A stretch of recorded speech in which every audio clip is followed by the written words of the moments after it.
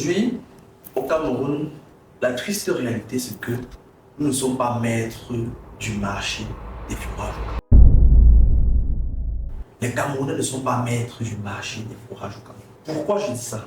Tout le monde est entrepreneur de fourrage, mais tout le monde n'a pas la compétence pour être entrepreneur de fourrage. Notez bien que je dis entrepreneur de fourrage parce qu'on fait beaucoup dans la gamme. Il y a des entrepreneurs de fourrage, des personnes qui gagnent des marchés et qui les font réaliser par des personnes compétentes. Ce sont des entrepreneurs de fourrage. Ce ne sont pas des fourreurs, parce qu'on dit toujours fourreur, ce n'est pas un fourreur, c'est un entrepreneur de fourrage. Le fourreur, c'est le machiniste. Le fourreur, c'est la personne qui est sur la machine en train de manipuler les appareils. C'est lui le fourreur. Ceux qui gravitent autour de lui et qui lui envoient les tiges et qui l'aident sont des aides-fourreurs. La différence entre un fourreur et un entrepreneur de fourrage, c'est que la crédibilité. Cette crédibilité, on la construit comment? La crédibilité, ça peut être le fait que tu sois une personne morale, que tu aies une entreprise qui est pignon sur eux. Et par rapport à cette confiance-là, on vient te donner des marchés, te proposer des marchés.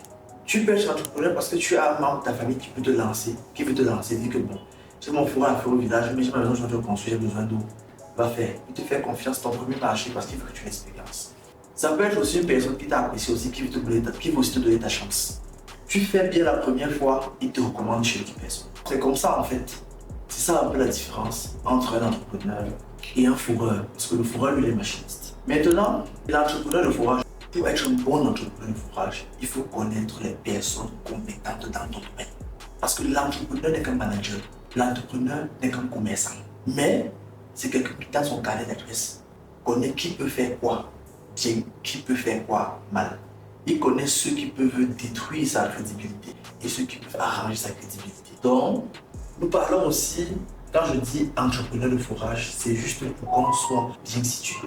Les entrepreneurs de fourrage ne sont pas les fourreurs, sont les machinistes. Quand je parle du fait qu'un entrepreneur en fourrage doit être bien entouré, c'est parce qu'un entrepreneur de fourrage a besoin d'un service d'un chercheur d'eau pour satisfaire son client. Il a besoin du service d'un fourreur pour satisfaire. Il doit connaître les personnes adéquates dans ce domaine pour pouvoir satisfaire ses clients. Maintenant, quand je dis les entrepreneurs au Cameroun, nous n'avons pas le monopole du fourrage chez nous. Aujourd'hui, tout le monde est entrepreneur de fourrage. Certains n'ont pas la compétence. Mais plus grave, nous n'avons pas les machines pour creuser. Dans la zone de Douala, on a la chance qu'il y a des machines électriques. Parfois, on les fabrique localement, parfois, certains les font importer. Quand on sort du contexte du littoral, du bassin sédimentaire de Douala, et que nous entamons la zone où il y a des roches, à ce moment-là, on peut les outils pour travailler. Certains des carotteuses, c'est vrai, une carotteuse, elle peut travailler dans ce contexte rocheux, à la même, pareillement qu'un camion. Mais le problème, c'est que c'est lent. Carotter un 50, 60, 70 mètres, nous faire peut-être une semaine, 2 semaines. Or, les Indiens et leurs camions fracassent ça en un jour et ils sont moins chers. Beaucoup d'entrepreneurs de fourrage comptent sur les machines des Indiens pour faire leur crédibilité. C'est pour dire en fait que nous contrôlons rien, puisque quand nous gagnons les marchés, nous allons voir les Indiens pour leur donner nos marchés. Je mets quiconque au défi de me montrer un Indien qui a un client camerounais, un client à qui il a pris de l'argent, un client à qui il a pris de l'argent et allait faire l'étude lui-même et a creusé. Aucun Indien ne le fait. Beaucoup ne parlent même pas français.